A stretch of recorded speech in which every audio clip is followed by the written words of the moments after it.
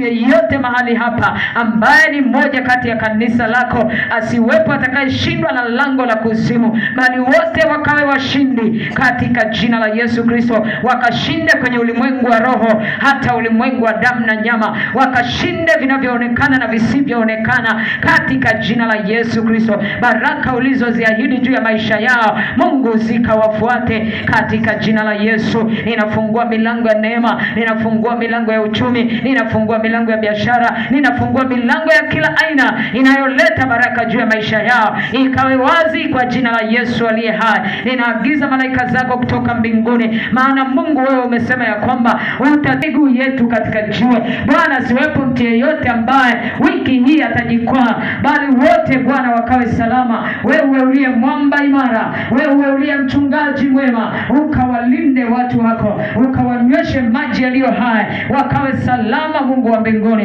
ninawakabidhi mikononi mwako. Ninaamini ya kwamba uaminifu wako utatembea na kanisa lako. Ninawaombea wageni wetu ambao wametoka sehemu za mbali. Mungu, ninaomba watakaoanza safari wiki hii wakasafiri salama. Malaika wakatangulia kwenye vyombo vyao vya usafiri, wakasafiri salama. Bwana, ukawarudisha salama kama ulivyowaleta. Mungu, ninawakabidhi mikononi mwako.